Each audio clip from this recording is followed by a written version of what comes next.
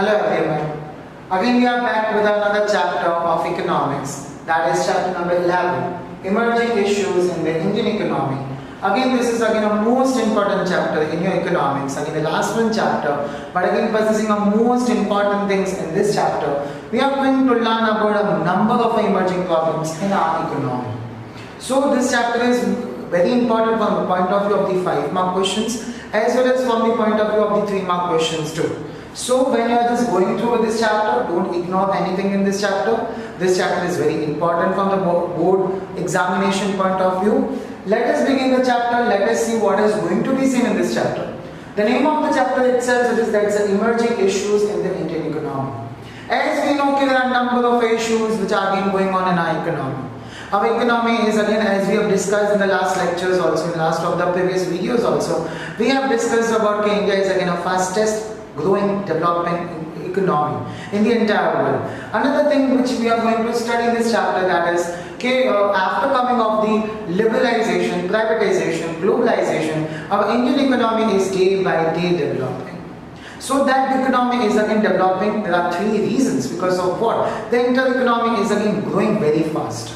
Those 3 reasons are the migration, urbanization, and we can see the infrastructural facilities and the infrastructural services which are being provided by the government itself.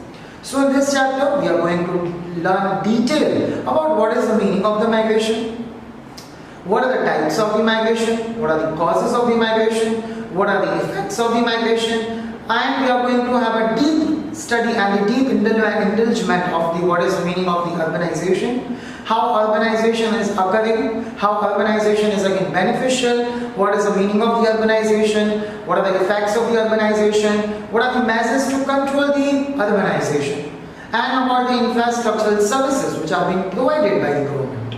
So let us begin the chapter without wasting a time. The first one topic in the chapter is again the migration. What is the meaning of the migration? Generally when this word occurs in the mind, there is again a question and there is again an answer in the mind itself, that what is the meaning of the migration? Migration means what? Again migration means moving from one place to another. That is reality, that is correct only. What is a migration actually? Migration means change in the place or moving from one place and settling in another place. Clear-cut, like it is being stated in a very simple words. In moving from one place to the another place, that is termed as a migration. But again there is again a question in our mind and again blinks apart why a person is again settling from one place to another. What are the reasons behind it? Why he has to be forced to move from one place to another? So again it is a very clear-cut answer. When a person is in a need of a job, when he is in a need of occupation, when he is in a need of any kind of a business opportunities, again calling that person to shift from the one place to the another place, and the person had to move from this original place to the place where he is getting these opportunities. And that is termed as migration. Let us see what is it. Migration refers to the movement of a person from one place to another place, away from the native place. See, it is clear-cutly given. Away from the native place. Away from the native place means what? From his original place, from the place where he is residing right now, he had to leave that place permanently and he had to shift to somewhere else. Why is he shifting? Either within or outside the country. It is clear-cutly given. Either he is shifting in the country or either he is going outside of the country. Depends which kind of opportunity the person is getting. If he is getting opportunity to settle outside the country, if he is getting again a chance to expand his business and to again evaporate his business and to move further in his business, then the person is shifting from one country to another country. For job, see clear-cut like it is given. He is shifting from one place to another place. What is the reason behind it? For the job, for the occupation, or for the business. He is again shifting for these reasons only. Or he is in the search of a better standard of a living.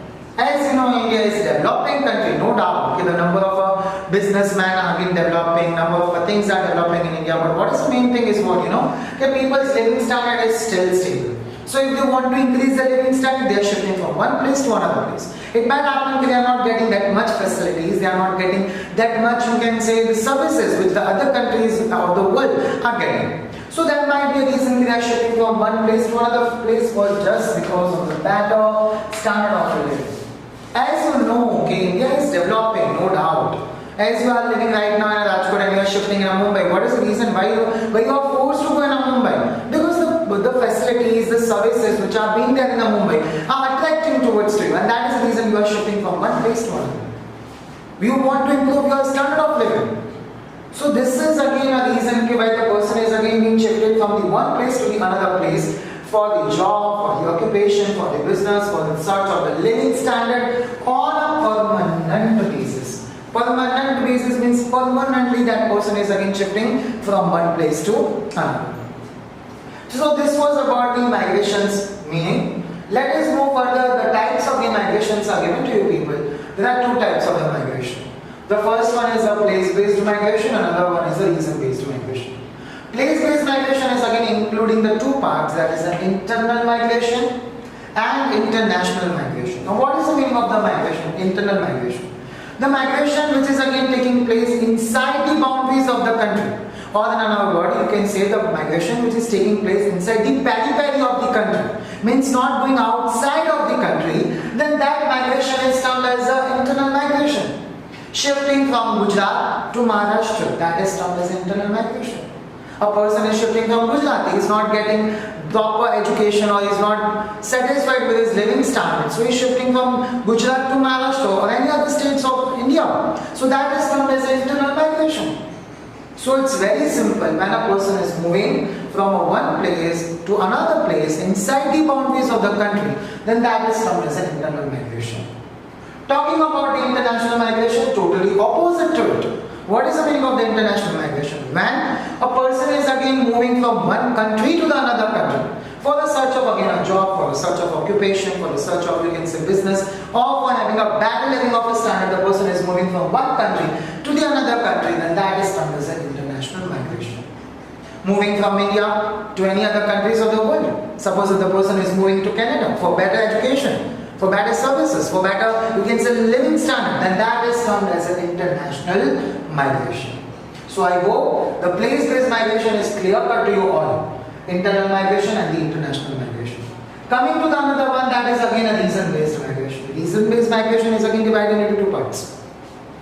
Pull factors and the push factors. Talking about the pull factors. Pull factors means what? What is the meaning of a generally of the pull? Pull means what? Pull means again to ask that person to move from one place to another place. So here again that is only pull is attracting the things. What the things are attracting over here?